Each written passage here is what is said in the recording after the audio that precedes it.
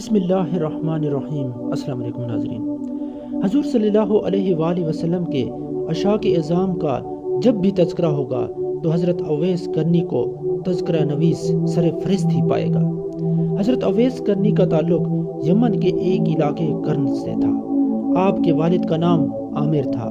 آپ اونٹ چرایا کرتے تھے اور اس کی مزدوری سے اپنی اور اپنی والدہ کے خورد و نوش کا انتظام کرتے تھے۔ آپ سرکار دو عالم صلی اللہ علیہ وآلہ وسلم کے عاشق جاں باز تھے۔ آپ کرن کے رہنے والے تھے، اس لیے آپ کے نام کے ساتھ کرنی لگ گیا۔ حضرت اویس رضی اللہ تعالیٰ عنہ کے والد گرامی آپ کی کم سنی ہی میں وصال فرما گئے اور والدہ ضعیف اور نابینا تھی، جن کی خدمت میں حضرت اویس کرنی نے عمر مبارک کا زیادہ تر حصہ بسر فرمایا، اس لیے آپ ظاہری تعلیم حاصل نہ کر سکے۔ ایک روایت میں آتا ہے کہ حضرت اویس کرنی کو اللہ تعالیٰ نے فطرت صالح سے نوازا تھا اور آپ کی طبیعت بچپن سے ہی نیک کاموں کی طرف راغب تھی۔ برے کاموں سے آپ کو سخت نفرت تھی۔ چنانچہ جب حضور صلی اللہ علیہ وآلہ وسلم دین حق کی دعوت لے کر مبعوث ہوئے تو اسلام کا پیغام عرب کے دیگر علاقوں کی طرح یمن میں بھی پہنچا، تو آپ نے اس پیغام حق پر لبیک کہا اور ایمان کی دولت عظمی سے سرفراز ہوئے۔ حضور صلی اللہ علیہ وآلہ وسلم کے رسول پر حق ہونے کی گواہی دی۔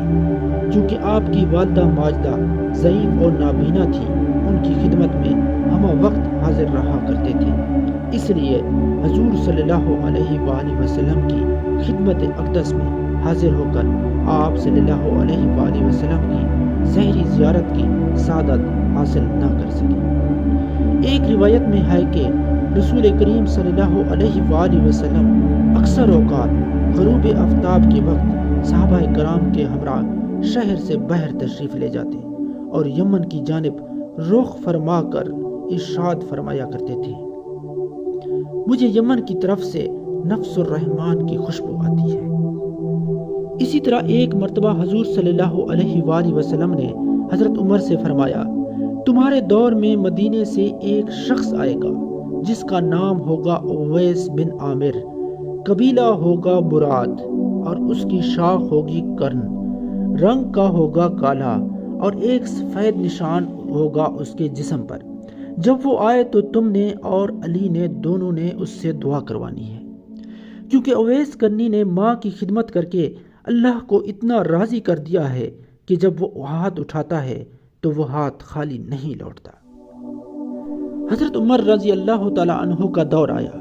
ہر سال حج کے موقع پر اویس کو ڈھونڈتے رہے لیکن وہ نہ ملے، اور پھر ایک سال سارے حاجی لائن حاضر کر دیے تو سب کو کہا بیٹھ جاؤ اور صرف کرن والے کھڑے ہو جاؤ، تو صرف ایک آدمی بچا۔ حضرت عمر رضی اللہ تعالیٰ عنہ نے اس سے پوچھا، کیا تو کرنی ہے، اویس کو جانتے ہو؟ اس شخص نے کہا، جی جانتا ہوں، اور وہ حج پر بھی آیا ہے، لیکن اب وہ عرفات کی طرف اونٹ چرانے نکل گیا ہے۔ تو حضرت عمر رضی اللہ تعالیٰ عنہ نے حضرت علی کو ساتھ لیا اور عرفات کی طرف چل دیے، تو وہاں دیکھا کہ اویس درخت کے نیچے نماز پڑھ رہے تھے۔ حضرت عمر اور حضرت علی دونوں اس کے پاس جا کر بیٹھ گئے۔ انہوں نے سلام پھیرا تو حضرت عمر رضی اللہ تعالیٰ عنہ نے اس سے پوچھا، کون ہو میرے دوست؟ اس شخص نے عجیب جواب دیا، کہا کہ مزدور ہوں۔ حضرت عمر نے مزید پوچھا، تمہارا نام کیا ہے؟ تو اس شخص نے کہا، اللہ کا بندہ۔ تو حضرت عمر نے کہا، سارے ہی اللہ کے بندے ہیں، لیکن تمہارا نام کیا رکھا گیا ہے؟ تو اس نے کہا، آپ کو پوچھنے کی کیا ضرورت پڑ گئی؟ تو اس پر حضرت علی رضی اللہ تعالیٰ عنہ نے کہا کہ میرے دوست، یہ امیر المومنین ہیں عمر بن خطاب اور میں ہوں علی بن ابی طالب۔ پھر اس نے کہا، میں معافی چاہتا ہوں، میں تو آپ کو پہچانتا ہی نہیں تھا۔ تو حضرت عمر رضی اللہ تعالیٰ عنہ نے کہا، تو اویس ہے؟